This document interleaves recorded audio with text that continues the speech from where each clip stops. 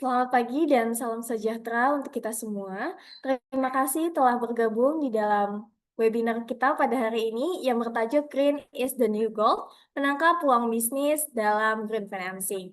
Webinar ini diselenggarakan oleh Levner Consulting sebagai bagian dari komitmen kita untuk terus mendorong adopsi prinsip keberlanjutan yang bukan hanya visioner, tetapi juga strategis dan berdampak pada sektor bisnis di Indonesia. Terima kasih teman-teman yang sudah hadir tepat waktu. Kepada teman-teman yang saya hormati, kita hidup di era transisi besar, di mana isu keberlanjutan bukan hanya sekedar tanggung jawab sosial perusahaan saja, tetapi telah menjadi bagian dari strategi inti bisnis perusahaan. Dan salah satu pendorong utama dari strategi atau transformasi ini adalah green financing, yang mana mekanisme pembiayaan yang mengintegrasikan prinsip lingkungan dan keputusan investasi dalam bisnis. Mengapa green is the new gold? Karena tema ini tidak hanya sebagai metaforma ya teman-teman, tapi juga refleksi nyata dari dinamika global yang terjadi pada hari ini, di mana banyak negara yang memiliki, pembiayaan, keuangan berbasis keberlanjutan yang menjadi arus utama. Karena sekarang kita melihat nih tren yang sangat kuat bagaimana investor itu mencari perusahaan yang memiliki portofolio yang lebih hijau, ataupun regulator dan pemerintah yang mendorong, pelaporan keberlanjutan serta pelanggan atau customer yang semakin kritis nih terhadap jejak karbon di perusahaan-perusahaan yang, mereka beli seperti itu. Kemudian dalam konteks ini green is the new gold berarti bukan hanya nilai tambah di masa depan yang diukur dari profit semata teman-teman, tapi dari seberapa besar sih kontribusi bisnis terhadap masyarakat ataupun berdampak pada sosial dan lingkungan. Baik teman-teman semuanya, peserta webinar yang saya hormati, ada pepatah yang mengatakan tak kenal maka tak sayang. Perkenalkan, saya Sivana Stasya Komala yang akan mendampingi jalannya webinar sebagai MC dan moderator hingga akhir sesi ini.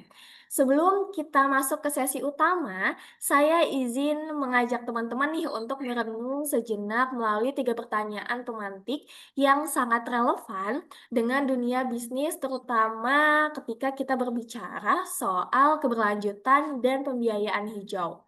Yang pertama, yaitu apakah organisasi atau perusahaan tempat kita bekerja sudah benar-benar memahami apa itu green financing dan bagaimana sih potensinya untuk menunjang pertumbuhan bisnis jangka panjang. Yang kedua, apakah kita menyadari bahwa akses ke pendanaan hijau bukan hanya tentang insentif belaka, teman-teman, tapi juga cara kita untuk membangun kepercayaan investor, reputasi perusahaan, ataupun positioning strategi di pasar global. Yang ketiga yaitu bagaimana perusahaan dapat menghindari jebakan dari greenwashing ataupun benar-benar menunjukkan inisiatif terhadap keberlanjutan yang bukan hanya sekedar slogan semata ya teman-teman, tapi juga bagaimana, si green financing ini menjadi sistem dari strategi bisnis. Nah, tiga pertanyaan ini menjadi pondasi kita nih untuk diskusi pada pagi hari ini. Karena tema ini bukan hanya untuk, ungkapan yang menarik semata ya teman-teman, tapi juga ajakan untuk melihat bagaimana peluang bisnis di masa depan dan, berkesinambungan terhadap praktek yang hijau, transparan, dan bertanggung jawab. Dan tentunya, senang sekali ya teman-teman karena pada pagi hari ini kita, akan akan, ber membir di hari ini kita akan mendapatkan pemaparan mengenai ESG dari narasumber kita yang luar biasa yaitu Pak Gugi. Boleh, operator di portofolio Pak Gugi? Oke, Pak Gugi merupakan CEO dari Levner Consulting, dan seorang praktisi juga ya teman-teman di praktisi dan akademisi di bidang lingkungan dan keberlanjutan.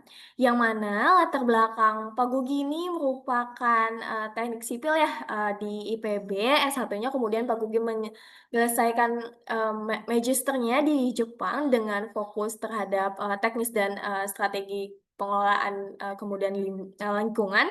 Kemudian selama menjadi konsultan, beliau juga sering nih terlibat di berbagai proyek lintas sektor ya, mulai dari eh, swasta, kemudian pemerintah dan lain sebagainya untuk membangun sistem yang lebih tangguh untuk menghadapi dinamika regulasi ataupun kajian tentang lingkungan dan ekspektasi ESG. Oke, mungkin sudah ada Pak Gogi. Selamat pagi Pak Gogi, apa kabar? Pagi sih, Pak. Oke Pak, gimana Pak? Sehatkah hari ini? Apakah sangat antusias untuk topik kita yang benar-benar sepertinya sekarang lagi hype banget ya tentang green Hmm, financing dan lain sebagainya seperti itu Pak. mm, mm, mm. Ya, Oke, aman, aman.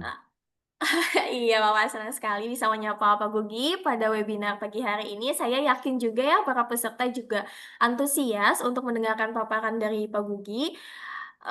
Sebelumnya teman-teman, jika mau bertanya, silahkan tulis pertanyaan teman-teman di kolom komentar ya, atau bisa menggunakan raise hand untuk pertanyaan langsung. Dan jangan lupa juga untuk mengisi form feedback ataupun yang ada feedback yang ada di kolom komentar, karena kami akan mengirimkan materi webinar, kemudian rekaman dan sertifikat juga di link Google Form yang telah kami kirimkan gitu. Baik, tanpa berlama-lama lagi, mari kita masuk ke pemaparan utama kepada Pak Gugi, dipersilahkan. Oke, makasih banyak, Siva. Teman-teman listener, salam kenal Bapak Ibu sekalian. Saya Gugi, bisa dipanggil Gugi. Jadi hari ini kita akan coba mendiskusikan ya mengenai hal yang lagi hype, tapi sebetulnya cukup banyak pertanyaan di lapangan. Karena ini juga berdasarkan pengalaman kami first hand dalam melakukan penanganan proyek ya sebagai konsultan di beberapa proyek. Beberapa klien kami ada yang dari BUMN maupun swasta itu relate dengan green financing ini. Tapi sebetulnya dari mulai proses kita engage dengan calon klien, terus kemudian juga pada saat kita melaksanakan kegiatan proyeknya, cukup banyak sebetulnya dalam tanda kutip gap ya. Gap dalam hal ini bukan gap pematuhannya saja, tapi lebih kepada gap engagement mereka terhadap topiknya sendiri ya mengenai green financing ini. Sebab sebetulnya kalau boleh dibilang secara angka peluangnya besar. Tapi secara realitas kita akan menuju ke sana. Belum bisa benar-benar dibilang kalau di Indonesia itu tuh easily comparable dengan Singapura gitu misalkan ya mengenai real case-nya. Tapi peluangnya secara angka sangat besar. Nanti kita akan deep dive ya dengan beberapa hal yang memang kita temukan di lapangan.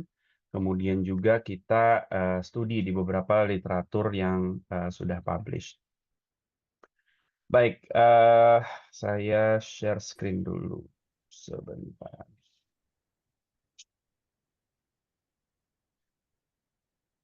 Oke,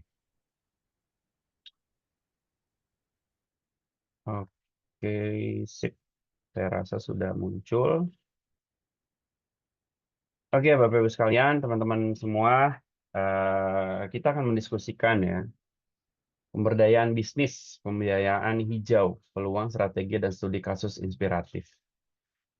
Kita mungkin akan membedah beberapa hal. Yang pertama adalah introduction dulu, karena introduction ini menjadi penting sebab nyampur, Bapak Ibu sekalian ya, nyampur pemahamannya antara kita ngomongin karbon, dekarbonisasi, kita ngomongin karbon trading, yang juga hype tapi penjualannya nggak hype-hype banget, kan gitu.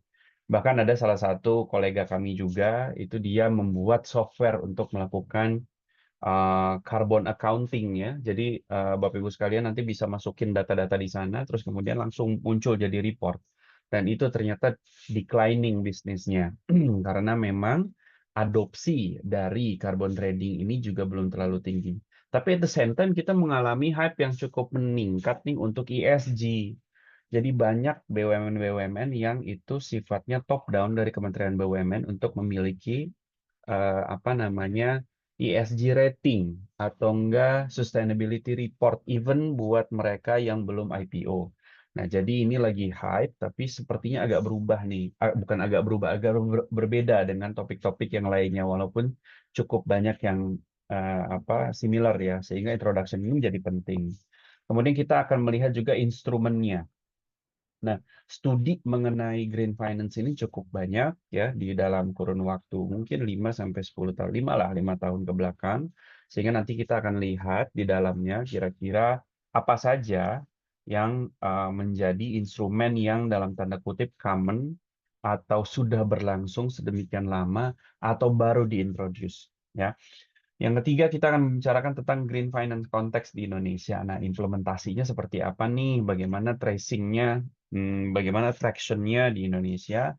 Serta framework dan requirements untuk Bapak Ibu sekalian yang ingin mengaplikasikannya di dalam strategi dan aplikasi di dalam perusahaannya masing-masing.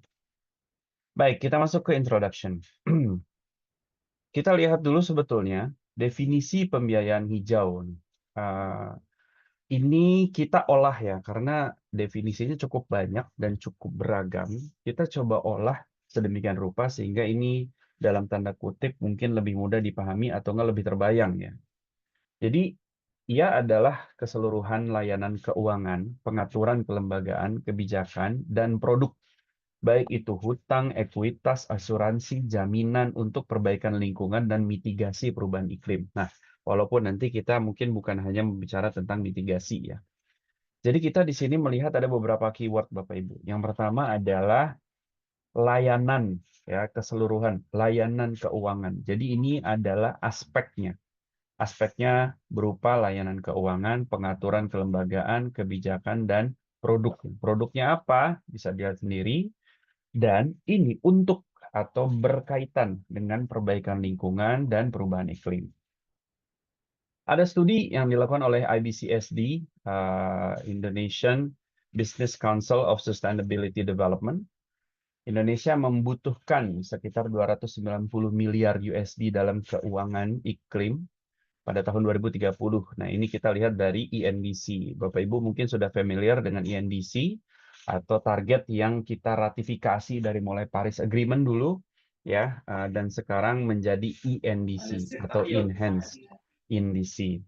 Nah, jadi ini Bapak Ibu bisa melihat di sini ada perbandingan dari dulu UN, NDC sampai kepada INDC-nya Indonesia, ada peningkatan di sini. Peningkatan apa ini? Peningkatan komitmen bahwa Indonesia itu diminta untuk melakukan pengurangan emisi. Namun hanya 34% yang dapat ditanggung oleh dana publik ya, menciptakan peluang besar lebih dari sekian ratus miliar untuk investasi sektor swasta. Nah, agenda prioritasnya itu ada kehutanan, energi, limbah, industri, dan pertanian.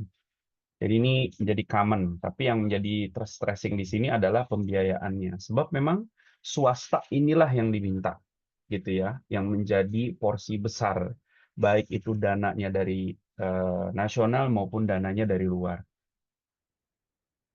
Oke. Nah, kemudian kita akan melihat nih sektornya. Sektor ini menjadi menarik sebetulnya, cuman kita juga bisa lihat ya aplikasi sektor-sektor industri yang ada di lapangan mana yang kira-kira sentimennya cukup kencang dengan apa namanya perubahan iklim. Tapi dari sumber dari McKinsey tahun 2022 ini ke depan sampai 2030 sentimennya mungkin akan seperti ini. Ya, summary-nya adalah kita melihat di sini transportasi. Oleh karena itu, transportasi menjadi penting. Isu BYD masuk membuat pabrik di Indonesia. Bahkan dulu juga sempat kita ada interaksi ya, ada project, ada beberapa perusahaan EV yang relatif medium masuk dari China dan India mau masuk ke Indonesia. Jadi waktu itu kita menangani ini Pak. Jadi semacam mobil, tapi mobilnya itu di atasnya udah ada panel suryanya. Nah, mereka ingin tahu bagaimana saat masuk Indonesia itu regulasinya seperti apa, peluangnya, animo pasarnya seperti apa, saking kencengnya, saking besarnya peluang untuk di sektor transportasi. Kemudian di building, ya teman-teman di sini pasti mengetahui ada yang namanya Green Building Standard, Green Building Council Indonesia, standarnya di sana. Ini membicarakan tentang konsumsi atau bagaimana spesifikasi building, gedung-gedung kita ini di dalam dampaknya terhadap perubahan iklim. Sebab memang building ini menjadi konsekuensi dari peningkatan aspek bisnis, ya, populasi juga. Jika kita berbicara tentang high rise atau apartemen, itu pasti relate ke sana. Sehingga building ini salah satu sektor yang memang secara CAGR akan terus optimis, ya, meningkat sampai 20-30% ke depan sampai 2030. Kemudian di renewable energy pastinya. Tapi surprisingly kita berbicara banyak renewable energy, ya, tapi ternyata itu tidak lebih besar dibandingkan dengan transportasi. Walaupun di transportasi pun kita bisa berbicara bahwa part of source atau fuelnya itu berasal dari renewable energy gitu. Cuman memang karena renewable energy ini nih erat kaitannya sama regulasi, nggak bisa langsung kita berbicara tentang retail bisnis, tapi dia lebih kepada B2B, B2G atau G2G. Sehingga renewable energy ini menjadi aspek yang besar, bulk, tapi highly regulated. Mungkin itu sebabnya kenapa kita tidak melihat potensinya sedemikian besar secara angka. Namun inilah tiga paling besar, Bapak-Ibu sekalian, sehingga kita bisa jadi tidak perlu lepas-lepas dari sini. Dan itu juga dasarnya kenapa kalau kita lihat sebetulnya di RPJMN, di Astacitanya Pak Presiden kita itu tuh cukup besar di dalam porsi konsentrasi pada aspek apa namanya blue energy dan green energy, blue economy dan green economy. Oke, namun sebelum lebih jauh Bapak Ibu sekalian, kita coba perlu tahu dulu nih ada beberapa istilah yang ini mengindikasikan perubahan atau perbedaan, ya. Perbedaan penggunaan anggarannya. Sebab perbedaan ini cukup filosofikal dan cukup fundamental. Apa itu? Ada yang disebut sebagai aksi. Jika kita berbicara perubahan atau dampak lingkungan dan perubahan iklim, itu ada yang namanya aksi, ada yang namanya adaptasi, ada namanya mitigasi, ada namanya transisi. Nah, kita pahami dulu nih, karena masing-masing ini nanti nomenklatur pendanaannya juga berbeda-beda, Bapak Ibu. Ya, jadi misalkan kita bicara aksi nih. Nah, aksi ini adalah langkah-langkah nyata yang diambil untuk mengurangi perubahan iklim, gitu ya. Aksi ini bisa berupa kebijakan, inisiatif, atau perubahan perilaku secara individu maupun kolektif. Ini masih agak nyaru nih, ya. Cuman di aksi ini juga ada yang sifatnya corporate. Kalau kita bisa melihat bahwa aksi itu termasuk diantaranya memiliki proyek-proyek hijau, ya. Kemudian diadaptasi, adaptasi ini adalah proses untuk penyesuaian diri terhadap perubahan iklim. Nah, bagaimana kita sebagai entitas bisnis itu bisa meningkatkan adaptasi terhadap perubahan iklim untuk bisnis kita sendiri, atau aksesnya, ya, baik itu melalui dana CSR, PJSL, itu kita mensupport lingkungan sekitar di dalam meningkatkan adaptasinya mereka terhadap perubahan iklim. Contoh misalkan ada beberapa CSR yang mereka melakukan pembangunan untuk irigasi, mikrohidro, dan itu adalah salah satu proses untuk meningkatkan adaptasi dari orang-orang sekitar juga. Kemudian mitigasi, nah mitigasi ini lebih kepada mengurangi atau mencegah, ya, risiko atau dampak yang akan terjadi dari perubahan iklim itu sendiri. Sehingga di sini ada apa namanya? Di antaranya mencegah emisi dan seterusnya. Nah, biasanya di sini kita bisa relate dengan proyek-proyek pengurangan emisi atau peningkatan serapan emisi dengan melakukan penanaman atau perlindungan hutan. Ya, mungkin Bapak Ibu tahu ada yang namanya proyek REDD dan seterusnya, ya. Ini juga termasuk dari aksi dan mitigasi. Nah, namun ada juga apa namanya aspek atau terminologi baru namanya transisi. Sebetulnya bukan baru, ya, tapi relatively ini nggak terlalu banyak digaungkan kalau saya kalau menurut kami, ya, di Lefner. Kenapa? Karena ini juga di dalam Bank Indonesia itu tuh waktu itu Pak Heru Subekti, ya, beliau tuh kalau tidak salah satu deputinya. Jadi beliau mengemukakan bahwa baru dibentuk, ya, proses atau nomenklatur khusus mengenai dana transisi ini.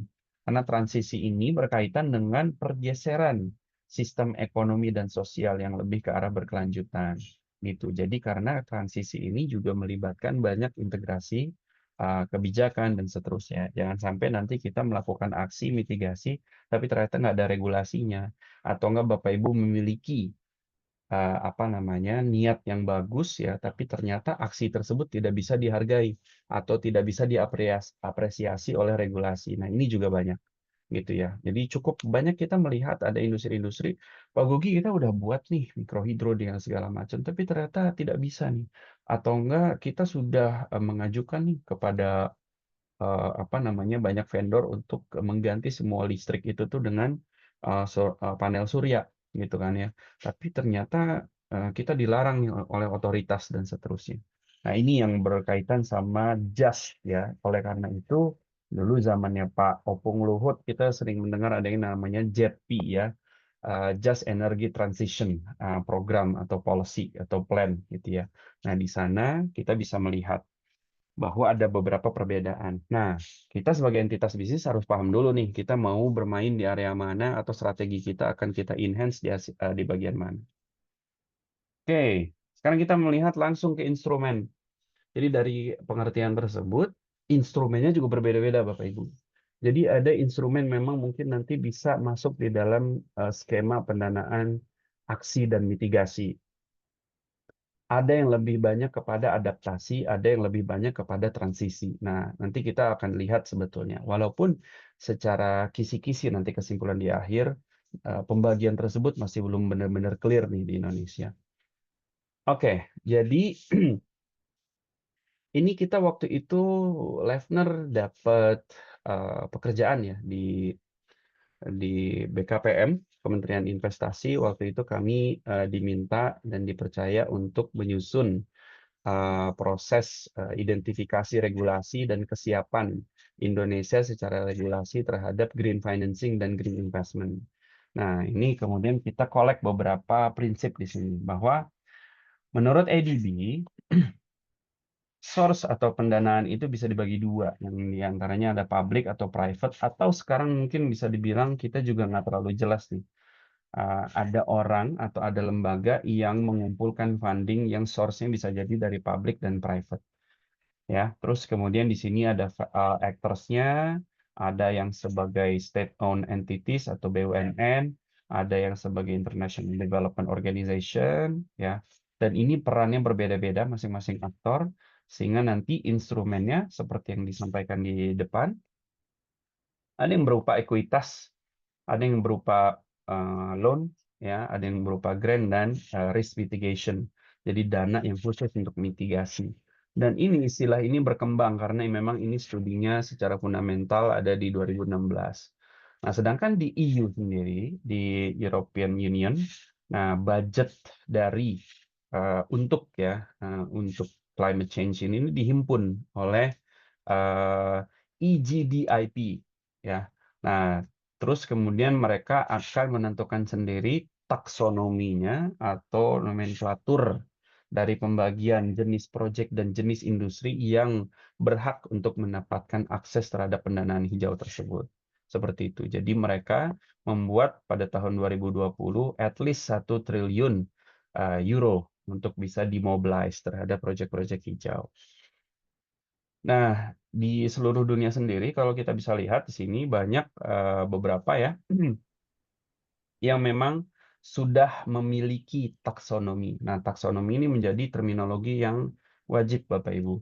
Jadi, secara nasional, sebuah negara itu memiliki kaidah yang memiliki pedoman untuk membagi dan memberikan akses kepada jenis-jenis industri kepada pendanaan hijau. Nah, di Indonesia sendiri di sini sudah gelap ya, berarti sudah somehow implemented menurut mereka nih, ya, menurut saya lupa di sini kalau nggak salah sih uh, lembaga riset ya. Nah, di sini tuh dia dibilangnya sudah implemented, tapi nanti kita akan lihat. Cuman di sinilah adalah negara-negara yang memang sudah establishing dari segi taksonominya. Nah, oh ya dari Climate Fund updates ya dari CFU. Nah, inilah kira-kira petanya. Ini kalau kita lihat, bahkan mereka punya publish sendiri untuk menjelaskan apa sebetulnya arti dari singkatan-singkatan ini. Cuman untuk memudahkannya, kita bisa lihat di sini bahwa ini adalah kontributor, ya, kontributor. Kontributor diramu dengan bilateral institution. Jadi kontributor tersebut bisa dari negara maupun swasta yang ada di negara tersebut di dalam melakukan pooling funding, gitu ya. Nah, kalau kita lihat dulu di sejarahnya di Kyoto Protocol, kita melihat bahwa negara-negara maju diminta untuk memiliki kewajiban lebih di dalam funding, gitu ya. Nah, maka negara-negara kontributor ini adalah negara-negara yang memang melakukan funding, ya. Seperti di Indonesia, mungkin Bapak Ibu melihat suka mendengar ada yang namanya JICA dari Jepang, ya, GIZ dari Jerman, USAID dari Amerika, ya, AUSAID dari Australia, dan lain-lain, masih cukup banyak. Kemudian masuk di dalam pendanaan. Nah, pendanaannya disinilah kita bisa melihat bahwa jenis-jenis pendanaan di sini adalah berdasarkan tadi, apakah dia berkaitan sama mitigasi, apakah dia berkaitan sama aksi, apakah berkaitan dengan transisi. Nah, disinilah kita melihat banyak sekali framework nanti yang akan digunakan dan lembaga-lembaga yang akan menyalurkannya. Nah, di bawahnya kita bisa melihat resipien ini. Resipien ini adalah program dan negara atau framework di dalam negara tersebut, di dalam program tersebut untuk bisa menerima pendanaan ini. Nah, di antaranya di sini kita bisa melihat nih ada Indonesia. Makanya tadi saya sebut di zaman Opung, itu ada istilah yang sering banget kita dengar, ada yang namanya JETP, kemudian ada Indonesian Climate Change Trust Fund, dan masih banyak lagi. Karena memang Indonesia dilihat sebagai negara yang sangat-sangat seksi untuk aspek ini. Nah, di Indonesia sendiri kira-kira ini adalah beberapa instrumen yang sering kita dengar. Ya, di sini ada green bonds, ya, atau ada yang nanti kita akan ulas lebih dalam, ya, ada yang namanya green sukuk. Kemudian di sini sustainability link loan. Nah, ini unik nih Bapak Ibu. Sustainability link loan itu adalah loan yang memang diberikan kepada sebuah perusahaan, tapi interestnya kecil. Cuman interestnya nanti akan semakin besar jika performance lingkungannya semakin buruk. Nah, kira-kira gitu. Jadi ini sustainability link loan. Nah, ini sudah ada di beberapa bank himbara. Kemudian blended finance di sini ya tadi ya ada yang mixed government. Makanya kalau tadi kita ingat ada framework dari ADB, dari public maupun dari private sector, tapi ada juga yang blend gitu. Nanti akan kita lihat contohnya. Kemudian ada juga carbon finance di sini ada project-project memang literally langsung directly kepada karbon. Nah, kalau kita ngomongin tentang karbon, itu bisa satu atau bahkan 3 webinar sendiri tuh untuk karbon ya, karena di sana banyak sekali standar-standar yang akan kita bicarakan. Kemudian ada crowdfunding. Nah, ini menarik nih Bapak Ibu, crowdfunding ini sebetulnya sekarang kalau kita lihat cukup sudah mulai ya, ada beberapa platform-platform online yang datangnya dari startup yang itu memulai memberikan jasa crowdfunding bagi pembiayaan hijau gitu. Dan mereka berangkat dari assessment. Nah, sekarang itu kita sering banget melihat adanya ESG assessment dan seterusnya. Dan ini apa namanya eh, apa sangat menjadi sentimen yang menarik ya. Artinya sampai ke retail aja orang ingin ya berusaha untuk berkontribusi pada lingkungan. Kan sebetulnya secara filosofis platform tersebut ya baik itu namanya Trin atau Lend a Hand ya, itu mereka memasukkan uang mereka dan mempercayakan uang mereka kepada lembaga untuk bisa returnnya itu selain memang uang, tapi juga perbaikan lingkungan. Nah, ini crowdfunding. Di Indonesia udah ada apa belum? Beberapa kami lihat sih sudah ada ya, tapi nanti mungkin Bapak Ibu juga bisa memberikan masukan kalau ada wawasan lebih. Ada misalkan jejakin kalau yang karbon ya, dan seterusnya. Kemudian kita ada sustainability link bonds, ya, kurang lebih mirip tapi bentuknya bonds, ya microfinance, peer-to-peer lending, sampai kepada guarantee risk mitigation instrument. Nah, kita akan melihat konteks di Indonesia nih, Bapak Ibu sekalian. Konteks di Indonesia, jadi di tahun 2022 kita Levner melakukan riset dengan Kementerian Investasi. Kita melihat nih, mungkin dari 2022 kan sudah 3 tahun ya, pasti banyak regulasi-regulasi tambahan. Tapi kira-kira regulasinya nggak bakal jauh lebih besar lah ya dibandingkan dengan angka ini karena memang kita juga masih developing. Jadi sekitar ada 162 peraturan yang kita identifikasi di Indonesia yang itu relate dengan pendanaan dan pendanaan hijau khususnya. Ya. Nah, beberapa jenisnya itu di sini ada pemerintah pusat di sini, kemudian ada National Roadmap yang dibuat oleh Bappenas. Sedangkan di instrumen kebijakan di sini ada taksonomi hijau dulu masih namanya, sekarang sudah menjadi taksonomi keuangan berkelanjutan Indonesia. Kemudian di sini ada instrumen ekonomi, national matrix, dan ada beberapa dukungan operasional industri hijau yang spesifik dengan sektor industri tertentu. Jadi setiap masing-masing kementerian mereka memiliki apa namanya kaidah di dalam mengatur usaha berbasis risiko sesuai apa namanya KL pembina ya masing-masing dan mereka memiliki juga apa ketentuan mengenai akses terhadap pendanaan ini sama standar verifikasi dan ambang. Nah, kita juga melihat bahwa di sektor-sektor tertentu itu em, komitmen di Indonesia di dalam INDC menjadi major ya, nah, gitu. Di dalam apa namanya sifat-sifat pendanaan yang memang ada ya. Nah, diantaranya di sini pendanaan sendiri dan pendanaan dari internasional bahwa dibebankan ya pendanaan sendiri untuk limbah lebih besar, ya kan? Kalau industri bisa ya mungkin agak lebih banyak lah datangnya dari internasional karena kita juga masih membutuhkan investment dari luar. Namun pertanian itu dibus untuk datangnya dari luar. Oke, kemudian target penurunan GRK secara mandiri, kebutuhan pendanaan, kita menyimpulkan bahwa sektor swasta itu krusial.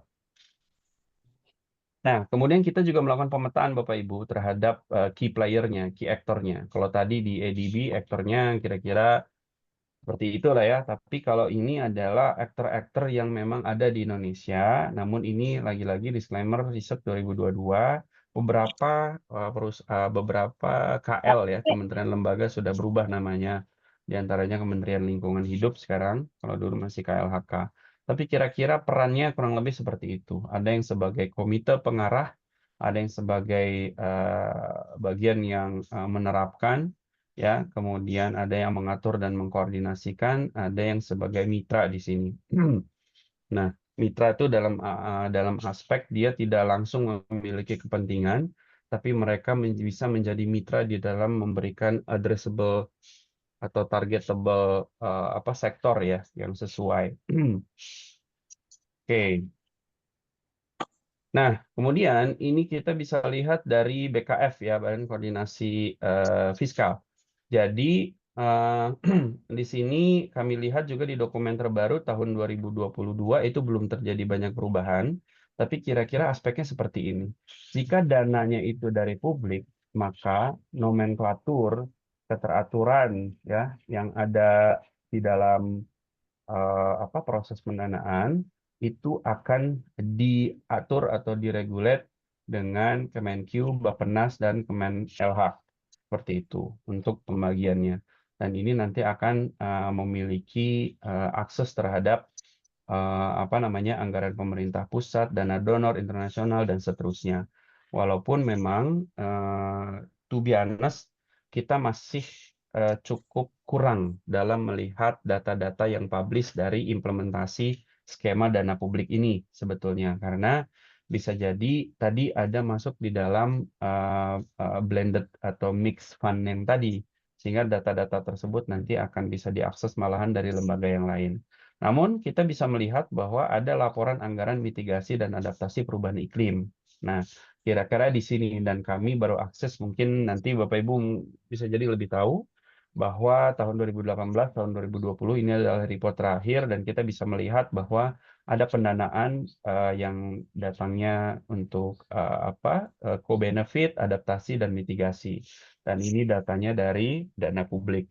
Sedangkan dari dana swasta, keteraturannya diatur oleh OJK dengan taksonomi tadi. Jadi nanti taksonomi akan kita bahas di section yang selanjutnya. Seperti itu. Nah, Bapak Ibu bisa melihat nih kira-kira proyek-proyek apa, bagaimana cara mengaksesnya, bagaimana cara inline ya dengan pendanaan dana-dana publik di sini dan aktor-aktor terkait yang ada ya. Nah, ini Suaminya kayak gitu.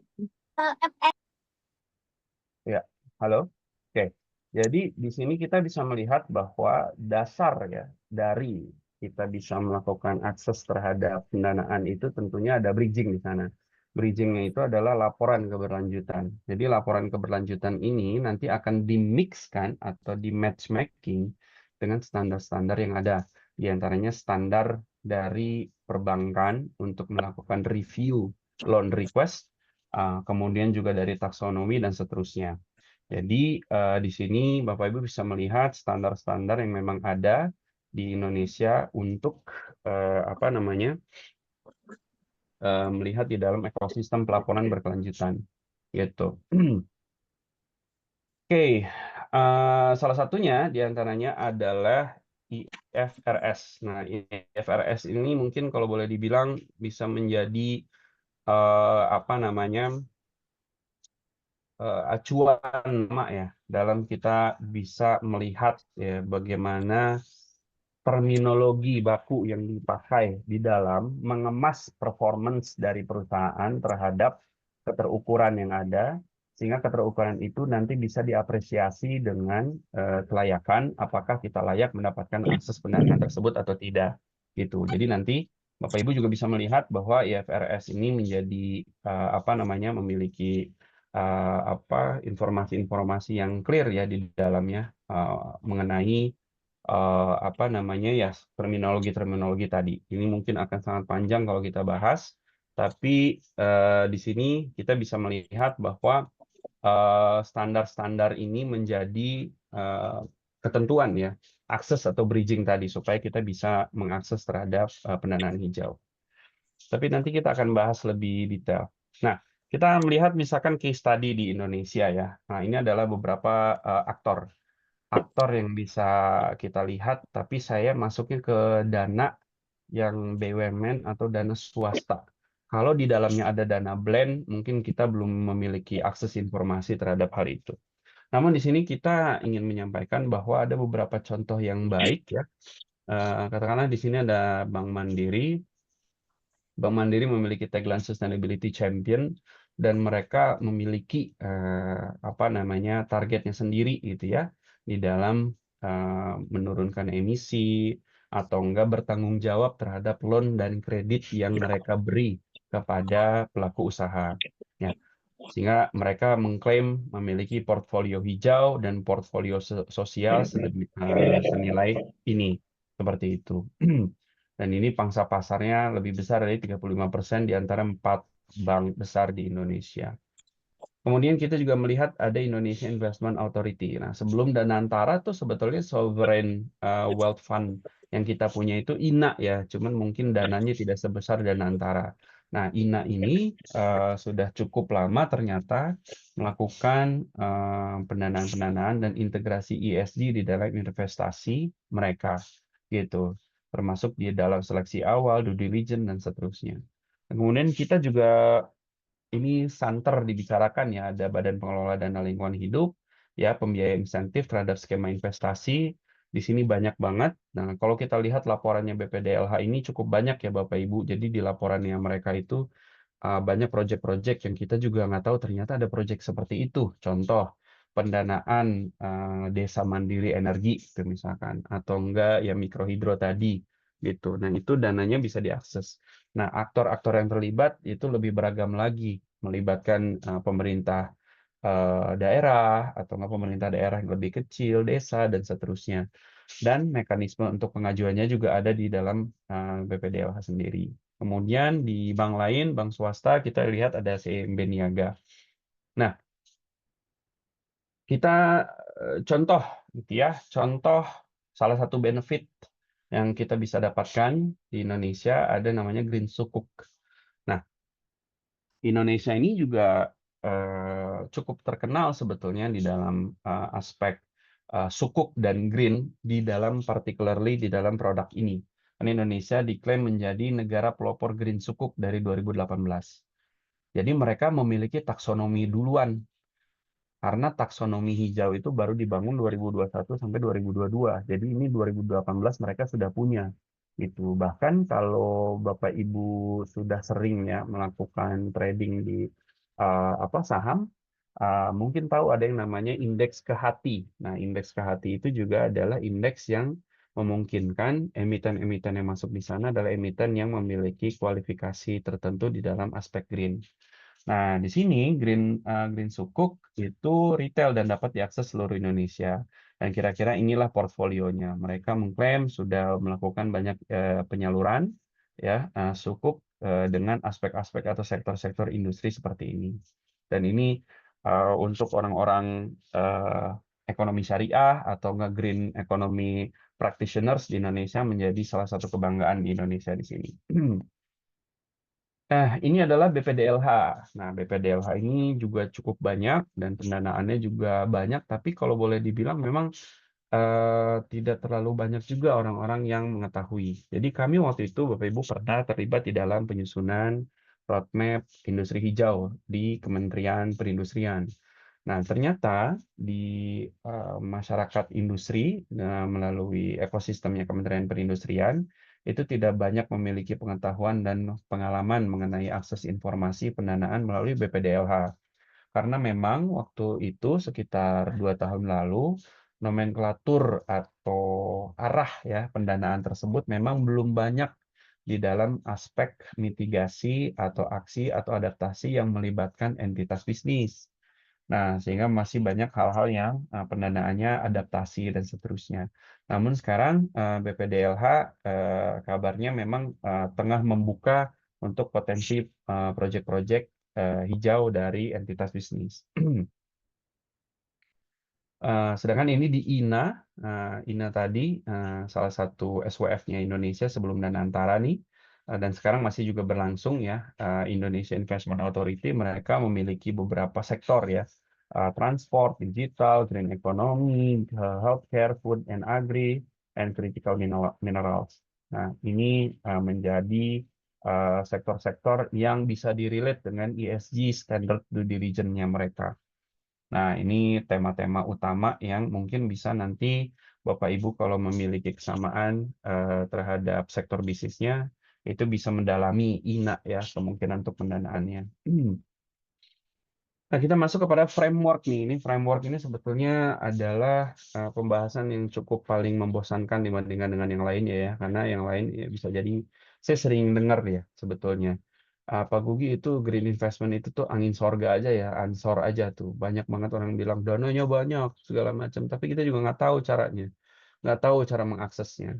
Nah, orang bilang itu melalui framework ini yang bejibun banget nih framework ini. Nanti kita akan coba telusuri satu demi satu. Ya, tapi ini kira-kira adalah framework yang tipikal atau terminologi ya. Ini hanya terminologi saja yang Bapak Ibu bisa pelajari sebagai quick wins, kalau boleh kami bilangnya quick win. Kenapa? Karena memang dia langsung embedded terhadap lembaga keuangan yang nyata-nyatanya memiliki portfolio pendanaan hijau. Gitu. Yang pasti pertamanya adalah taksonomi keuangan berkelanjutan, TKBI. Review jujur, Bapak Ibu. TKBI ini kami belum benar-benar melihat praktiknya di lapangan terintegrasi betul, gitu ya. Karena kalau walaupun itu sifatnya keluar dari OJK, tapi kalau boleh dibilang belum benar-benar diturunkan menjadi regulasi yang mengikat. Sehingga ini menjadi guidance yang bisa dipakai oleh berbagai macam lembaga keuangan. Tapi nyata-nyatanya lembaga keuangan sudah memiliki framework sendiri.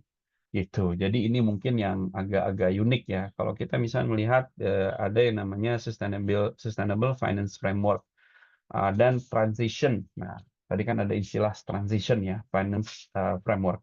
Nah, kalau kita lihat nih misalkan kita coba lihat ya.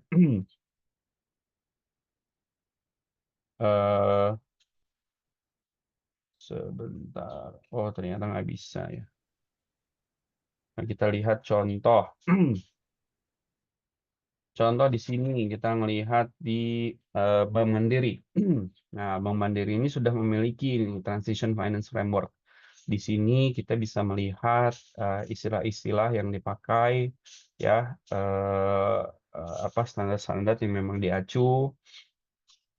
Nah, ini jadi ternyata transition itu juga sudah mengadopsi TKBI-nya Indonesia, ya. Terus kemudian juga ada Climate Transition Finance Handbook. Nah, transition finance ini kita bisa lihat di sini skemanya seperti apa, alurnya, dan lain-lain. Di sini kita melihat eligible transition activities. Nah, transition activities. Jadi ini jenis-jenis transition dan korelasinya di goals yang mana di dalam SDGs. Nah, ini juga langsung di dalamnya sudah ada threshold-nya. Sudah ada threshold jika, contohnya ini, jika kita memiliki project gas power, ya, maka syaratnya itu harus life cycle emission above or equal 100 gram CO2 equal per kWh-nya dan seterusnya. Jadi ini untuk melakukan pengukurannya dan lain-lain itu juga metodologinya berbeda sendiri. Namun, apakah ini harus dilakukan verifikasi oleh pihak ketiga?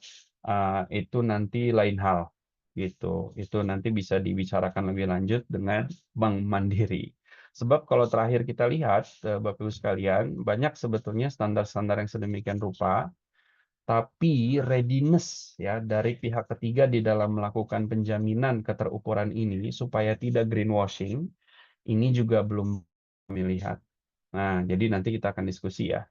Ini salah satu contoh. Kemudian di CIMB Niaga, CIMB Niaga ini Sustainable Finance Framework sudah ada di sini. Kemudian nomenklatur dari jenis-jenis industrinya, sektornya, alignment-nya seperti apa, ini juga sudah ada. Nah, itu nanti kita bisa berbicara. Tapi memang Bapak Ibu nanti bisa memilih kira-kira mana lembaga keuangan yang memiliki dalam tanda kutip ya semangat paling besar terhadap komitmen sustainable finance ini. Karena semangat dari lembaga keuangan ini juga menjadi penting untuk bisa membantu kita di dalam membersamai fitur-fitur jasa keuangannya. Contoh, kayak misalkan tadi kita membicarakan sustainable loan, link loan, ya. Nah, itu interest-nya akan semakin meningkat jika performance lingkungan kita itu tidak membaik atau enggak malah memburuk, kan seperti itu. Tapi pertanyaannya adalah siapa yang menjamin orang perbankan memiliki pengetahuan dan ekspertis di dalam melakukan judgement apakah performance kita itu tuh memang buruk, karena itu tidak semudah itu gitu ya. Butuh orang yang memang terlatih, tidak sedikit banyak yang membutuhkan pihak ketiga, katakanlah ada lembaga pemastian ya, ada Scofindo, ada BSI, ada TUF untuk melakukan penjaminan apakah memang performance lingkungan mereka memburuk atau tidak, sehingga benefitnya akan dikurangi gitu. Jadi memang kita harus pilih-pilih mana lembaga keuangan yang memiliki komitmen paling tinggi. Nah, di sini diantaranya ada honorable standard, ya standarnya banyak banget. Saya juga belum benar-benar membaca ini semua, ya cuman yang jelas butuh banyak baca ya, jika kita memang ingin deep dive seperti ini. Ini juga contoh Bank BTN, tapi bear in mind, Bapak Ibu sekalian, bahwa beberapa terminologi yang umum ya, yang sering dipakai untuk memastikan apakah proyek atau perusahaan Bapak Ibu tidak memiliki potensi terbalik ya terhadap dampak lingkungan sosial, itu diantaranya ada beberapa terminologi ini. Ya, risiko dampak lingkungan, ya, assessment. Jadi kita sudah memiliki proses assessment dulu gitu sebelum kita di-assess dengan mereka. Biasanya perusahaan-perusahaan yang sudah memiliki ISO ya ISO 14001 tentang sistem manajemen lingkungan, kemudian ISO 26000 tentang dampak sosial, ISO 45000 tentang keselamatan kerja, itu benar-benar memudahkan untuk kita bisa matchmaking dengan standar review dari lembaga keuangan. Ya, tadi di sini ada ketenagakerjaan, pencegahan pengurangan polusi, keselamatan, ya, pembebasan lahan, masyarakat adat pastinya dan seterusnya. Karena ini juga akan berpengaruh kepada branding dari lembaga keuangan tersebut. Nah, ini contoh dari Bank BTN kira-kira seperti ini. Sama ya, masing-masing bank itu juga memiliki appetite-nya masing-masing. Sehingga strategi aplikasinya mungkin ini singkat, nanti kita akan bicara lebih banyak ya Bapak Ibu. Yang ini adalah beberapa bacanya, sorry ini belum di number ya, bacanya dari kiri ke kanan. Yang pertama tipsnya adalah kualitas pengungkapan atau report itu yang tinggi menjadi kunci. Nah, kita harus pandai-pandai memilih framework mana yang mau kita pakai untuk melakukan reporting ini, gitu. Jadi jangan sampai kita salah melakukan reporting. Salah tuh maksudnya kayak gimana? Apakah berarti framework tersebut jelek atau tidak? Bukan, tapi lebih kepada sulit atau tidaknya. Gitu. Jadi ada lembaga non keuangan tapi menggunakan standar pelaporan TCFD misalkan, yang memang spesialisasinya itu untuk lembaga keuangan. Tapi dia melihat kayaknya orang lain pakai itulah, saya pakai ini juga gitu tuh. Oh, pecah palanya gitu ya. Nah, terus kemudian kita bisa melihat apa stakeholder mana yang memiliki ketertarikan terhadap hal ini semua. Kemudian pahami kriteria proyek hijaunya. Nah, menggunakan taksonomi tadi ya. Terus kemudian kita integrasikan ESG dalam operasi bisnis ya. Integrasikan itu kata kuncinya apa Bapak Ibu? Kata kuncinya adalah kita memiliki bukti atau evidence dari integrasi tersebut ya.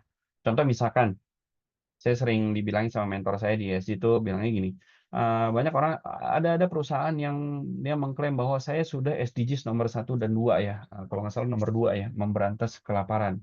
Keren banget nih memberantas kelaparan. Programnya apa Pak? Jumat Berkah kata dia. Kita mungkin akan berpikir di sini ya, Jumat Berkah itu bagaimana ngukurnya? Apakah orang yang makan Jumat Berkah itu adalah orang yang memang membutuhkan bantuan? Berapa persen di antaranya orang yang makan Jumat Berkah itu adalah apa orang-orang yang stunting dan lain-lain, kan itu pertanyaannya yang akan diajukan di dalam proses assessment. Kemudian manfaat, insentif, dan sertifikasi. Nah, sertifikasi penting.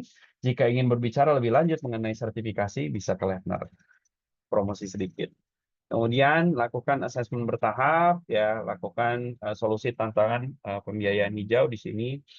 eh, Ya di sini ya proyek hijau sedikit, kurangnya insentif, kesadaran rendah lokal, ini menjadi salah satu tantangan ya. Nah, tantangan yang kita pernah melakukan studi tentang tantangan pembiayaan hijau, jadi mungkin nanti kita bisa disclose bagi Bapak Ibu yang memang setia mengikuti webinarnya Lefner gitu ya. Nanti riset-riset kita bisa kita share juga.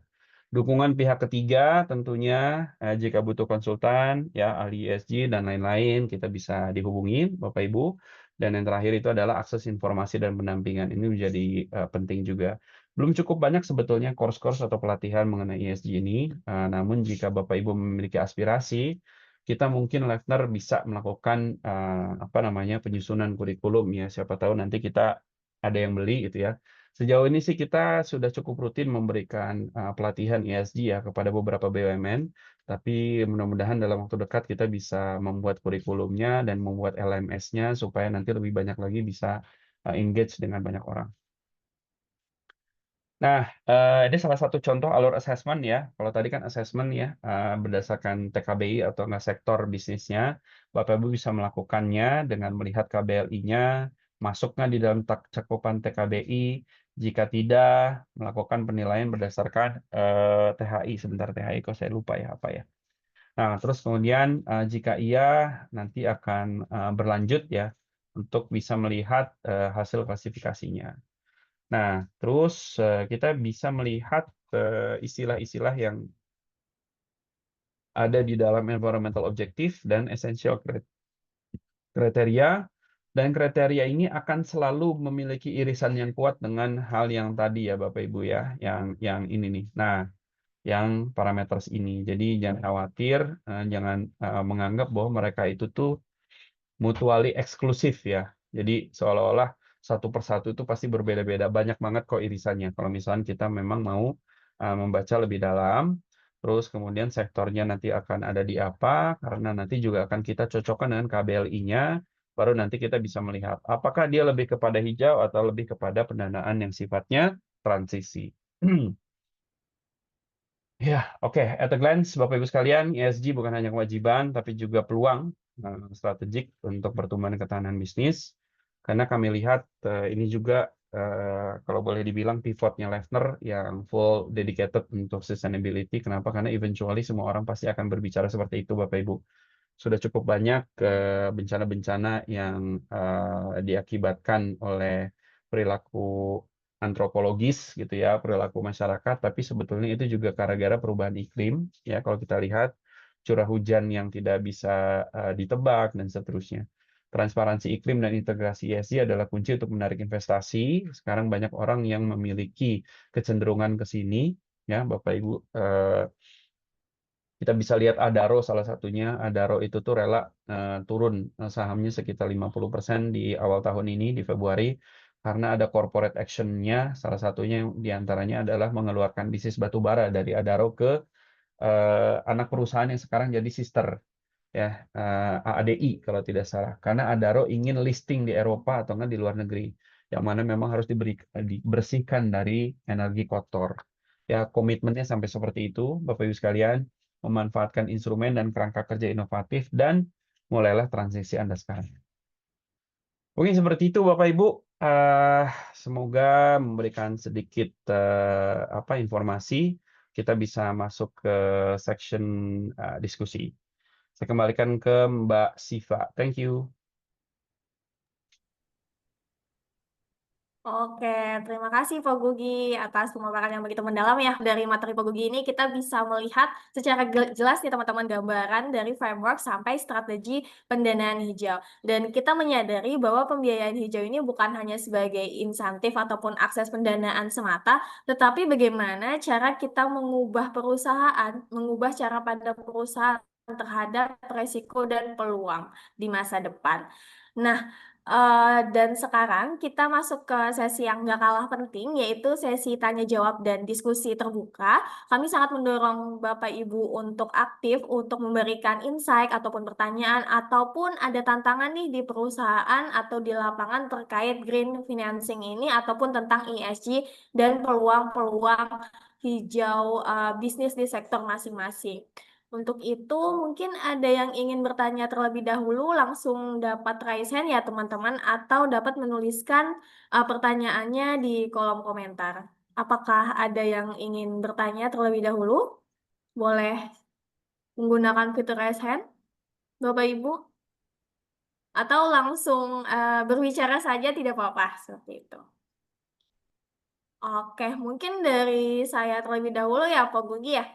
Tadi Ya. kan di awal ada tentang objek pendanaan ya Bapak, ada tentang aksi mitigasi dan lain sebagainya. Dari pengalaman Pak Gugi nih sebagai konsultan yang mendampingi perusahaan dalam agenda mitigasi di perusahaannya mereka, apakah ada apa ya, pain point yang sering muncul dari perusahaan ketika mereka sedang berupaya nih untuk mengurangi emisi karbonnya? Apa mungkin dari isu teknologinya yang belum siap, atau mungkin dari kendala pembiayaan kegiatan, ataupun justru malah keterbatasan di kapasitas eksternal ataupun internal mereka. Mungkin kepo gitu. Tadi kan Film punya banyak ini ya, banyak pendampingan tentang ESG gitu. Iya, baik. Makasih sih, Pak. Jadi, kalau kita lihat sebetulnya beberapa interaksi kita ya dengan pelaku bisnis, itu beberapa tantangannya tuh lebih ke gini. Sebelum kita membicarakan tentang pendanaan atau insentif ya dari green ini, green investment, green incentive, green financing, ini effortnya kalau boleh dibilang memang cukup panjang, ya. Nah, udah cukup panjang, tapi beribu jalan menuju Roma gitu. Banyak. Jadi kita harus ke sini dulu kah, ke sana dulu kah, dan lain-lain. Anda misalkan ada suatu perusahaan ya bergerak di oil and gas, perusahaan nasional, tapi bukan BUMN. Mereka mengeluhkan karena mereka sudah melakukan inisiatif atau program pengurangan emisi sejak 2, 3, sampai 5 tahun lalu. 3 tahun lalu. Tapi setelah dikalkulasi, benefit terhadap bisnisnya itu tuh tidak signifikan gitu ya benefitnya. Karena benefitnya pasti akan kita counter dengan eh, katakanlah ya secara akuntansi bisa jadi income atau enggak other income gitu ya, atau enggak kemudahan cost cutting dari yang lain kan gitu. Nyatanya memang struktur dari benefit versus struktur dari expense untuk kita menuju kepada sustainability itu tuh mereka agak sulit untuk tracing. Oleh karena itu, sebetulnya kalau kita berbicara green financing, memang para expertnya itu tuh umumnya berasal dari akuntan, gitu. Karena akuntan ini yang nanti akan bisa membungkus ya terminologi yang tepat di dalam return of investment-nya dari green initiatives-nya. Kira-kira gitu ya. Nah, sehingga tantangannya sederhananya adalah ketidaktahuan industri terhadap bagaimana cara bermain. Nah, kalau dibagi, cara bermainnya itu ada dua. Yang pertama, bagaimana kita melihat bisnis kita, ya, dan mengemas ya bisnis kita ini di dalam message atau klaim-klaim yang ada, gitu ya. Nah, game yang kedua itu adalah mencocokkan ya publikasi kita atau pengungkapan tadi istilahnya kalau di ESG itu dengan framework yang tepat supaya kita bisa memiliki akses yang cepat dan mudah dan tepat juga terhadap pendanaan. Nah, dua game ini biasanya game yang berbeda gitu. Nah, ini yang umumnya kami hadapi dan kami support dari Levner dengan tools-tools yang ada, dengan expert yang ada untuk bisa membantu mereka. Jadi paling pertama itu adalah pengetahuan ya. Kemudian sejauh apa kita terekspos dengan framework yang ribet tadi, terminologi dan standar dan lain-lain. Yang kedua adalah memang tools atau enggak tata kelola dari organisasi kita sendiri. Karena setiap inisiatif itu pasti akan diminta pertanggungjawabannya, pasti akan diminta evidence-nya. Nah, umumnya perusahaan yang sudah memiliki ISO, tadi saya bilang, itu memiliki kemudahan yang cukup signifikan. Karena secara budaya mereka sudah terbentuk untuk menyiapkan evidence dari setiap proses bisnis yang ada. Dua itu mungkin ya, Mbak Siva ya. Ini ada yang raise hand. Iya, benar Bapak, ada yang raise hand, Bapak Farid Nurul. Boleh Bapak Farid dipersilakan untuk pertanyaannya? Halo, Monggo Pak. selamat pagi Pak Gugi. Pagi, pagi Eh, Pak Farid. Pagi Bapak. izin bertanya, ini Ya. kan perusahaan saya juga bergerak di bidang konservasi, Pak. Oke. Nah, beberapa ini saya yang tanpa adanya orang dalam itu untuk masuk ke perusahaan itu cenderung sulit untuk ini ya, untuk gimana ya, untuk menjalankan programnya. Lah, sebenarnya apa sih cara yang umum dilakukan untuk masuk ke perusahaan-perusahaan tersebut? Wah, ini menarik Pak. Tapi saya boleh tanya dulu beberapa Pak ya. Ini kalau boleh tahu Pak, konservasinya di sektor apa dan kira-kira jasanya itu tuh apa Pak? Sehingga kita yang dibilang masuk itu seperti apa kira-kira boleh Pak? Oh iya, izin menjawab. Ini saya bergeraknya di perbaikan konservasi tanah sebenarnya. Jadi kayak semacam pengelolaan pencegahan erosi, sedimentasi, terus konservasi tanah pertanian yang udah nggak subur, terus sama hutan-hutan yang memiliki resiko sedimentasi tinggi kayak gitu. Oke, baik Pak. Jadi konservasinya lebih ke tanah ya. Ya, Dan itu konsultan ya Pak ya. ya. Baik, ini saya mungkin tidak berbicara tentang best practice di bisnis as usual-nya Bapak, karena bisa jadi memang Bapak Farid yang lebih tahu ya. Tapi kalau di dalam framework-nya ESG, kami rasa misalkan kita akan fokus kepada konservasi tanah nih Pak. Konservasi tanah. Eh, nah, eh, ada beberapa aspek ya. Eh, Pertama kita berangkat dari compliance dulu. Compliance. Nah, compliance ini kita berbicara tentang bagaimana setiap perusahaan bisa mematuhi, ya, mematuhi persyaratan lingkungan.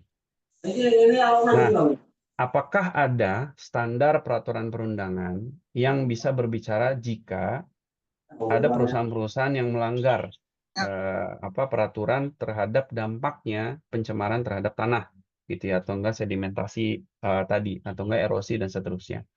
Contoh misalkan kita engage dengan salah satu perusahaan minyak namanya Chevron lah katakanlah. Nah, pada saat dia ingin berpindah pengelolaan ke Pertamina, itu ada aspek compliance yang harus mereka lakukan. Di antaranya adalah bioremediasi misalnya. Terus kemudian ada aspek compliance melalui proper. Nah, apakah jenis-jenis bisnis yang mana yang harus melakukan pematuhan peraturan yang mana? Kenapa ini jadi penting? Karena ESG tidak akan bisa berbicara banyak jika compliance-nya kosong. Kan gitu ya. Jadi kayak misalkan banyak kejadian gini Pak, unik Pak. Kita diminta untuk melakukan pelaporan ESG. Tapi kenyataannya propernya merah Pak. Nah kita angkat tangan dulu. Oh, ya. Jangan dulu gitu. Karena intinya walaupun kita bisa berbicara tentang dampak lingkungan, dampak sosial ya, mereka punya program-program CSR banyak dan segala macam, tapi propernya masih merah atau hijau karena belum ada evidence bahwa mereka comply. Jadi pasti pertamanya itu adalah compliance, apalagi jasa Bapak itu adalah jasa ya tadi ya konservasi tanah. Nah, di atas compliance bisa jadi itu ada nilai tambah. Nah, kita bisa bicara dengan nilai tambah. Contoh saya sebetulnya belum terlalu lihat ya korelasinya yang secara langsung. Tapi kalau misalkan kita berbicara katakanlah REDD gitu Pak. Salah satu skema yang ada di dekarbonisasi di perlindungan hutan. Nah, proses REDD atau kita melakukan carbon accounting melalui perlindungan hutan itu adalah kita menghitung karbon di atas tanah dan di dalam tanah kan kira-kira gitu. Dan itu tidak bakal bisa dilakukan dengan baik kalau kita tidak memiliki tools atau program-program untuk bisa mempertahankan kondisi tanah. Karena tanah juga menyimpan karbon dari unsur hara dari daun-daun yang jatuh masuk ke tanah kan gitu. Nah, ini bisa menjadi jasa baru untuk kita bisa tawarkan bahwa konservasi tanah bukan hanya berkaitan dengan compliance, tapi itu juga berkaitan dengan framework Oke. ESG yang Bapak bisa ungkapkan. Nah, gitu ya, yang bisa klien ungkapkan melalui sustainability report-nya. Bahwa kita tidak mengelola tanah dengan baik dan seterusnya di atas compliance. Mungkin singkatnya gitu Pak Farid. Monggo Pak. Oke, baik Pak. Terima kasih. Berarti kalau misal kita sebenarnya sopan atau gimana, atau tidak sopan kalau kita misalkan menyodorkan apa pelanggarannya perusahaan ini, misal kayak perusahaan tertentu yang melakukan kegiatan di sekitar sungai gitu misal, atau apalah, atau misal asal pabrik tertentu yang herbisida gitu kan, itu kan juga ini kita sodorkan tentang pelanggarannya itu gimana itu? Iya, iya, Apakah iya Pak. terlalu kenceng atau gimana? Kalau kita sebagai entitas bisnis itu kayak kenceng Pak. Tapi kalau boleh dibilang sebetulnya kan aspek lingkungan ini kepatuhan, kinerja lingkungan, membuka peluang bisnis baru atau enggak membuka peluang ya kalau boleh dibilang ya Pak ya aktivitas komersial baru. Apa itu? Saat kita bekerja sama dengan NGO misalkan. Hmm. Nah, NGO memiliki peran untuk melakukan watching itu, melakukan pengawasan itu.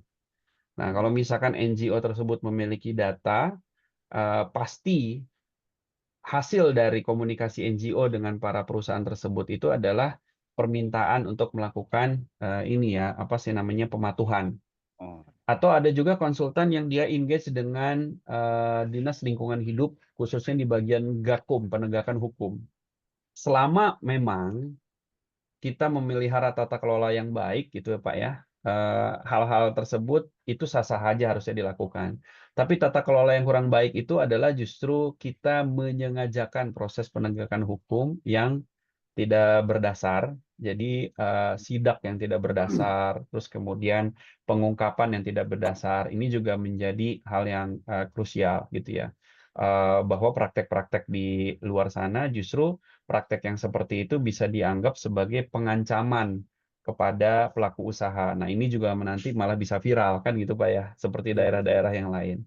Nah, atau sebetulnya gini Pak, kita bisa langsung melakukan promosi terhadap bukannya kita mengungkapkan pelanggaran yang mereka lakukan, tapi kita mengungkapkan potensi-potensi pelanggaran yang bisa terjadi dengan mungkin lebih dari awal kita disclaimer bahwa saya nggak tahu ya perusahaan Bapak kan gitu ya. Ya, Tapi ya. kita bisa menyampaikan ke mereka. Gitu mungkin kurang lebih Pak Farid. Oke, oke Pak. Terima kasih Pak. Mm-mm. Sangat membantu. Sama-sama, Pak. Baik, monggo. Oke, terima kasih ya Pak Farid Nurul pertanyaannya. Kemudian ada pertanyaan Pak Gugi dari Bapak Hapsoro Hadinoto. Ya. Apakah Levner ada program training atau sertifikasi untuk penyusunan project green financing ke bank? Wah, ini sangat menarik nih Pak. Bisa dijawab Pak Gugi sebagai CEO, apakah kita punya seperti itu? Ya, baik. Kalau training itu kami rasa bisa, Pak. Kami rasa bisa training itu. Dan kalau yang training pastinya kan dia satu, ya paling nggak dua arah pada saat diskusi tanya jawab gitu ya. Jadi itu kita bisa pastikan bisa, dan nanti juga tergantung kebutuhannya, apakah nanti pendanaannya untuk ke karbon kah, atau justru ke langsung pendanaan ke bank kah? Nanti kita bisa hadirkan tenaga ahli yang memang sudah pengalaman mengantarkan perusahaan kepada pendanaan hijau. Namun untuk sertifikasi, mungkin gini, kami rasa ini juga masih perdebatan, Pak, antara standar sertifikasi yang memang diacu. Mungkin kalau misalkan kita bisa melihat bahwa ada pelatihan-pelatihan atau standar di luar sana yang memiliki lisensi untuk mengeluarkan sertifikasi, itu di Indonesia nggak banyak dan Levner bukan salah satunya. Jadi contoh misalkan sertifikasi untuk framework ya, jenis pengungkapan laporan keberlanjutan dari GRI gitu. Nah, itu ada lembaganya sendiri dan Levner tidak bisa. Tapi sertifikat tetap bisa kita keluarkan, namun itu tidak berdasarkan lisensi yang ada gitu. Walaupun nanti kami bisa argue bahwa secara konten itu pasti mewakili seperti itu. Tapi secara lisensi itu tidak. Karena sebetulnya untuk sertifikasi personel itu pun belum benar-benar dijadikan syarat yang baku ya pada setiap personil bagi perusahaan untuk menjadi syarat dalam melakukan pendanaan. Karena nanti yang akan dinilai itu pasti personil, tapi lebih kepada evidence bahwa kita melakukan pengungkapan itu ada buktinya. Kita hemat air, kita hemat penggunaan energi, dan seterusnya, itu kita punya buktinya. Gitu, Pak Hapsoro. Oke, Prinsipnya bisa. terima kasih. Oke, sepertinya menjawab ya Bapak Hapsara. Kemudian kita beralih nih, ada yang raise hand Pak Gugi, Bapak Armi Yunaldi. Siap. Boleh Bapak on mic? Baik, Assalamualaikum warahmatullahi wabarakatuh. Sebelumnya, Waalaikumsalam. terima kasih atas kesempatannya. Perkenalkan, nama saya Arfi, saya berasal dari daerah Tangerang. Ya, berbicara dengan bisnis yang ada hijau-hijaunya ini menarik ya Pak ya. Kemudian berkaitan dengan green financing, yang saya ingin tanyakan, mungkin tadi sudah dijelaskan juga gitu kan.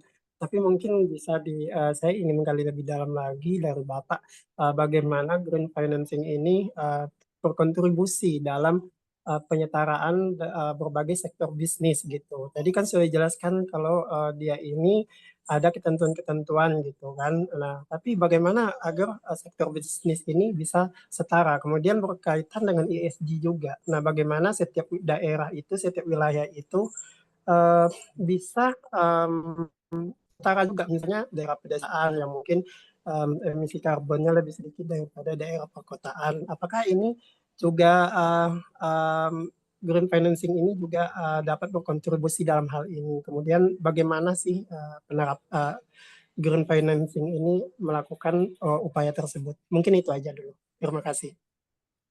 Baik, Pak Armi. Terima kasih, Pak Armi, atas pertanyaannya. Namun saya boleh follow up sedikit, Pak. Satu aja. Yang dimaksud setara, mungkin Pak Armi bisa elaborasi sedikit, Pak. Setara itu gimana ya kira-kira? Ya, maksudnya gini, kalau misalnya dari emisi karbon, bagaimana agar emisi karbon di daerah perkotaan ini dapat lebih apa tuh namanya ya, lebih dikurangin lah gitu kan, setidaknya walaupun tidak sama dengan daerah pedesaan ya mungkin kondisi kendaraannya juga tidak sama pastinya daerah pedesaan dengan perkotaan. Kemudian misalnya dari segi ekonomi pertanian juga, ya itu juga pasti akan ada, pasti ini akan mempengaruhi juga, ada dampaknya juga Pak. Mungkin itu dari situ. Baik, baik, siap. Oke. Baik, Pak, ini menarik. Yang pertama, setara. Mungkin saya bisa jawab dengan perspektif proporsional, ya, bahwa daerah yang memiliki emisi tinggi itu seharusnya dibebankan lebih tinggi terhadap daerah yang tidak memiliki emisi setinggi itu, kan kira-kira gitu. Atau enggak daerah itu bisa diganti menjadi pelaku bisnis yang memiliki emisi lebih tinggi, mungkin bebannya berbeda. Nah, kalau kita berbicara tentang karbon dulu nih, berarti ya karbon ya, karena kan tadi emisi ya. Nah, karbon itu sekarang upaya untuk melakukan proporsionalitas tersebut itu sedang dilakukan beberapa upaya pengesahan regulasi dari pemerintah. Di antaranya adalah pajak karbon. Nah, pajak karbon itu adalah pajak yang nanti diberikan kepada beberapa sektor usaha yang memiliki intensitas emisi lebih tinggi dibandingkan dengan yang lain. Jadi justru bukan green financing kita mendapatkan uang, tapi kita diminta bayar lebih. Karena kita memiliki emisi yang lebih besar. Seperti itu. Itu upaya untuk melakukan proporsionalitas, Pak, kalau yang kami pahami ya. Nah, di sisi lain, selain pajak karbon, ada juga sektor-sektor industri yang memang diwajibkan untuk menurunkan emisi. Diwajibkan. Nah, ini namanya adalah industri yang sudah memiliki PTBAE, Peraturan Persyaratan Teknis Batas Atas Emisi. Nah, ini beberapa industri saja yang punya. Salah satunya adalah pembangkit listrik tenaga uap, ya PLTU yang datangnya dari batu bara. Nah, mereka itu sudah diminta untuk menurunkan emisi sampai nilai ambang tertentu. Nilai ambangnya relatif ya, Pak ya. Jadi per berapa kWh yang dihasilkan gitu. Jadi dia akan proporsional terhadap jenis-jenis atau perbedaan kapasitas pembangkit. Nah, pembangkit ini diwajibkan untuk mengurangi. Cara menguranginya kayak gimana? Ya, dia harus melibatkan teknologi tambahan, berarti biaya tambahan, ya. Terus kemudian mereka membayar orang-orang yang ahli juga menambah untuk bisa mengurangi emisi dan seterusnya. Namun gimana caranya kalau misalkan dia tidak bisa memberikan atau menurunkan emisinya gitu. Kenapa? Karena sulit untuk mengadakan sebuah teknologi, apalagi teknologi tersebut harus diinstal berbulan-bulan di dalam proses bisnis dan artinya itu pembangkitnya off selama berbulan-bulan juga. Nah, itu sulit untuk dilakukan. Sehingga yang dilakukan industri itu gimana? Karena pemerintah sudah mewajibkan harus mengurangi emisinya.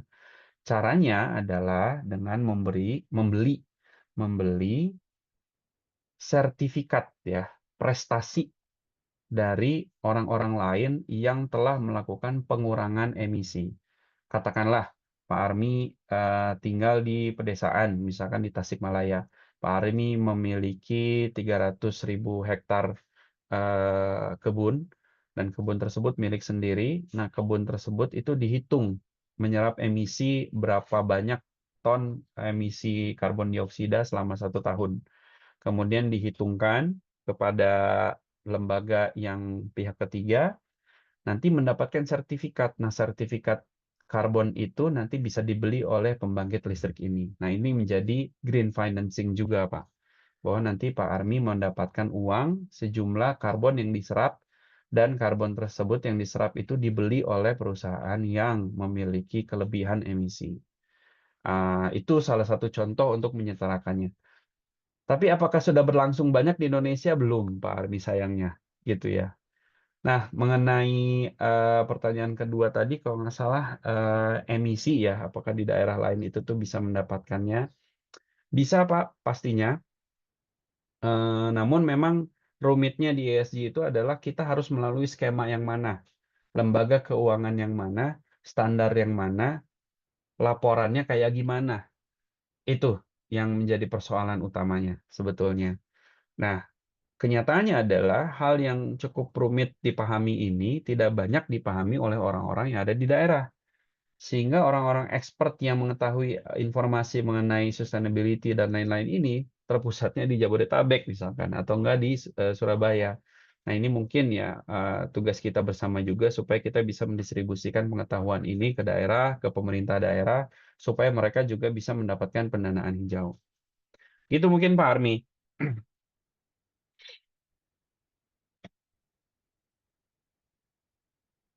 Baik Pak, izin menanggapi ya berkaitan Ya. dengan green financing ini, apakah dia ini memang tujuannya gitu memang untuk perusahaan-perusahaan saja atau bisa juga ditujukan kepada perorangan, karena di sini kan terutama di daerah perkotaan jika kita berbicara soal emisi, justru ini banyak dihasilkan dari tingkah laku dari perorangan dibandingkan perusahaan gitu kan, terutama di jalanan ya berkaitan dengan penggunaan kendaraan pribadi ya. Mungkin kalau ke perorangan bagaimana ini Pak alurnya kalau green financing ini sendiri gitu. Mungkin itu aja tambahan dari saya. Terima kasih.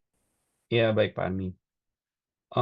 Untuk perorangan, pertama gini, kalau objeknya perorangan berarti agak berbeda dengan objeknya perusahaan. Karena perusahaan itu secara filosofis dia itu melakukan komersialisasi. Jadi dia mengubah sumber daya menjadi keuntungan, kan kira-kira gitu. Sehingga peraturannya itu juga jauh berbeda mengenai aksesnya. Nah, kalau perorangan, perorangan itu tidak bisa dianggap sebagai komersialisasi. Kenapa? Karena bisa jadi perorangan dianggapnya malahan tenaga kerja oleh negara gitu kan ya, sehingga dia malahan sebagai kontributor ekonomi kan gitu. Sehingga peraturannya pun itu pasti berbeda walaupun memang perorangan ini menyumbang emisi kan gitu ya. Nah, sehingga karena filosofisnya berbeda ini, maka perorangan itu sebetulnya diatur oleh kebijakan ya, kebijakannya misalkan secara lalu lintas kita diatur apa namanya, supaya tidak ada pajak untuk melakukan pengujian si ini kendaraan ya, pengujian emisi kendaraan, maka itu masuk di dalam kewajiban perorangan. Terus kemudian kalau Bapak Ibu sekarang itu berkendaraan melalui KAI, nah di tiket keretanya itu sekarang sudah ada tuh laporan ininya, laporan emisinya.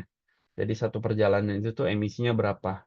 Itu belum diintegrasikan menjadi benefit atau belum diintegrasikan menjadi biaya, tapi kalaupun diintegrasikan menjadi biaya, kita nggak tahu apakah KAI melakukan hal itu. Artinya gini, artinya dari biaya sedikit dari biaya tiket kita itu dialokasikan untuk program ESG.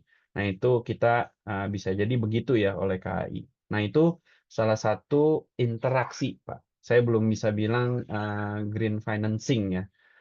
Salah satu interaksi individu kita dengan aspek keuangan di berkelanjutan. Nah, namun kalau misalkan benefitnya itu sendiri, benefit artinya kita sebagai perorangan selain kita mendapatkan kewajiban untuk patuh supaya kita tidak merusak lingkungan, kita juga bisa mendapatkan nggak benefit untuk kita bisa berkontribusi dengan hal ini gitu ya, dengan lingkungan atau nggak mendapatkan ya, walaupun bukan insentif tapi bisa jadi mendapatkan keuntungan. Nah, sebetulnya skema-skema itu kalau boleh dibilang sudah ada beberapa inisiatif ya. Tadi saya sempat sampaikan bahwa ada namanya itu ini apa sih namanya retail ya, platform ya, kayak misalkan Jejakin ID. Oh, Jejakin. Masih ada nggak ya? Nah, ini kita bisa berkontribusi untuk mendapatkan keuntungan secara individu gitu kan ya dari aktivitas-aktivitas ini. Terus di karbon nanti di bursa karbon pun kita bisa membeli perusahaan dengan karena performance dia di dalam memelihara atau mengurangi emisi. Nah, nanti kita juga bisa mendapatkan keuntungan dari sana. Tapi jujur kami belum bisa bilang banyak karena kami belum memiliki dana berapa banyak orang yang kaya akibat aktivitas ini kan gitu ya. Tapi kalau beberapa banyak orang yang kaya gara-gara trading saham mungkin banyak gitu ya. Tapi kalau trading karbon kayaknya saya belum punya. Sehingga belum bisa bicara banyak. Tapi kira-kira seperti itu Pak Armi ya. Baik, berarti lanjut. Ada satu lagi ya, Apa, Mbak Siva ya? iya, apakah sudah cukup, Pak Armi? Sepertinya sudah menjawab ya, Pak Armi. Oh iya, sudah cukup. Terima kasih. Ya, terima kasih banyak Pak Rumi pertanyaannya. Oke, ada satu lagi nih Pak dari MF Aditya. Izin bertanya, apakah ada insentif nyata bagi pemasok skala kecil untuk beralih ke bahan baku daur ulang atau justru menimbulkan bahan tambahan gitu? Dan bagaimana jangkauan sektor green financing ini? Apakah menyasar hingga ke UMKM? Oke, boleh dijawab Pak Gugi. Baik. Cukup menarik nih sampai ke UMKM. Langsung secara UMKM itu kami rasa secara insentif itu artinya UMKM yang mendaftarkan gitu ya, mendaftarkan diri terhadap proyek-proyek hijau. Sepengalaman kami melihat itu kalaupun ada belum banyak Pak, belum banyak. Kenapa? Karena green financing ini berasal dari lembaga keuangan yang sangat menginginkan return. Gitu, sangat menginginkan return. Artinya kalau kita berbicara UMKM, anggaplah kita belum bicara green financing, tapi kita berbicara financing secara umum aja atau pendanaan. Sepertinya permainannya kalau misalkan di UMKM itu lebih kepada kredit atau loan untuk bisa performance ya. Nanti akan ada bagi hasil atau nggak akan ada bunga dari pinjaman itu. Sehingga yang paling menjadi musuh orang perbankan atau lembaga keuangan itu adalah NLP atau not performing loan. Jadi NPL, not performing loan. Sehingga pinjaman-pinjaman tersebut itu tuh tidak kembali gitu ya menjadi return. Nah, itu yang ditakutkan dari lembaga keuangan terhadap UMKM. Nah, kalau misalkan kita kawinkan dengan benefit hijau, ya bisa jadi menurut perbankan mungkin ya untuk return aja kami belum masih mengkhawatirkan gimana dengan return hijau. Yang kami interaksi seperti itu Pak sebetulnya. Namun saya tadi bilang kalau secara langsung kalaupun ada itu jarang, tapi secara nggak langsung banyak Pak. Secara nggak langsung contohnya kayak gini. Di perusahaan-perusahaan yang memiliki dana CSR atau dana TJSL, itu mereka bisa melakukan penghimpunan dana atau pemerintah bisa melakukan penghimpunan dana, baik itu dari pemerintah pusat ke daerah melalui dana alokasi khusus misalkan, atau enggak dana dari BPDLH tadi, untuk bisa melakukan pembinaan bagi UKM. Jatuh-jatuhnya itu sih mungkin Pak, ya, yang paling banyak gitu. Jadi kami juga kemarin itu melakukan pendampingan sekitar 200 UMKM yang dibina oleh Pertamina untuk sertifikasi halal. Nah, halal ini juga bisa dimasukkan dalam ini, dalam dan TKDN ya. Halal juga bisa dimasukkan ke dalam SDGs atau Sustainability Development Goals di sana. Sehingga TJSL-nya Pertamina mendapatkan kredit bahwa mereka sudah melakukan sustainability project. Nah, dananya dari mereka disalurkan untuk UMKM dan itu dibantu oleh konsultan. Seperti itu, Pak. Karena kalau misalkan yang tadi sebetulnya Pak siapa tadi Pak Aditya juga sudah menyampaikan justru menimbulkan beban tambahan atau tidak.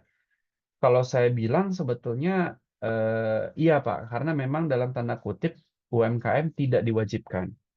Jadi unsur compliance-nya itu tuh tidak banyak untuk mematuhi peraturan tertentu terhadap lingkungan. Jadi fokus aja dulu kita kepada performance gitu ya. Kalaupun ingin mendapatkan akses pendanaan ini, kita bisa masuk melalui jalur-jalur tadi gitu. Gitu mungkin ya Pak Aditya ya.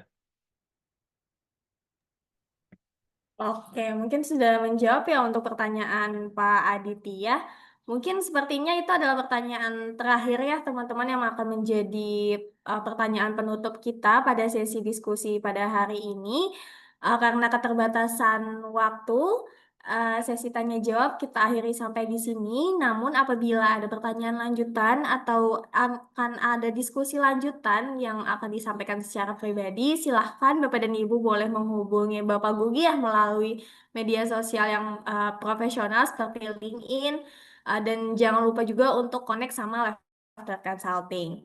Oke, terima kasih Bapak Ibu sebelumnya. Namun sebelum kita menutup webinar kita pada pagi hari ini, apakah boleh kita sesi dokumentasi ya Bapak Ibu? Diharapkan untuk teman-teman semua menyalakan kameranya dan menyiapkan pose terbaiknya untuk sesi dokumentasi kita pada pagi hari ini. Boleh Bapak Ibu? Waduh, ada banyak nih teman-teman kita Pak Gugi. Oke. Mungkin saya tunggu 1 menit ya. Mungkin dari Bapak Ibu ada yang bersiap-siap dulu, ada yang tunggu pakai jilbab, atau ada yang sisiran dulu nih gitu. Nggak apa-apa, kita tungguin 1 menit ke depan ya Bapak Ibu.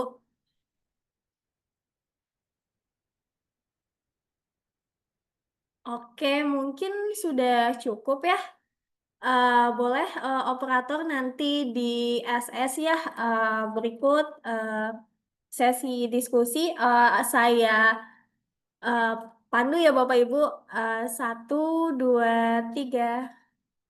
Oke, silakan masih terbaiknya sekali lagi. 1, 2, 3. Oke, terima kasih kepada Bapak Ibu yang sudah hadir di webinar kita pada siang hari ini. Sepanjang sesi ini kita bersama-sama sudah menggali bagaimana perspektif kritis terhadap transformasi keuangan dan keberlanjutan, yang dimana antara lain kita mengetahui nih bagaimana green financing menjadi peluang nyata bagi perusahaan atau pribadi ya di berbagai sektor, kemudian peran penting taksonomi hijau, kemudian transparansi dan kredibilitas keuangan dalam menarik pembiayaan berkelanjutan, serta strategi praktis agar green financing ini bukan hanya menjadi label gitu, tetapi juga menjadi struktur bisnis yang adaptif dan bersaing tinggi gitu. Kami berharap seluruh peserta dapat membawa pulang wawasan baru, refleksi mendalam, dan semangat baru untuk menjadikan pembiayaan hijau ini sebagai bagian dari transformasi bisnis jangka panjang. Ini bukan menjadi akhir ya Bapak Ibu, tapi langkah awal kita menuju ekonomi hijau yang lebih inklusif dan terstruktur. Kami sangat mengundang juga Bapak Ibu untuk terus mengikuti rangkaian webinar kita selanjutnya, yang mana webinar ini akan menjadi serangkaian webinar yang membahas tentang sustainability dan environmental. Jangan lupa juga untuk mengikuti webinar Levner dan mengikuti akun sosial medianya Levner ya, ada di Instagram, LinkedIn, ataupun media sosial lainnya untuk mendapatkan informasi-informasi terbaru, kemudian artikel praktis dan insight untuk memperkuat strategi keberlanjutan di organisasi Anda. Sekian dan terima kasih. Sampai jumpa di webinar selanjutnya bersama Levner. Terima kasih Bapak Ibu. Sama, terima kasih. Terima Kasih. kasih. Terima kasih.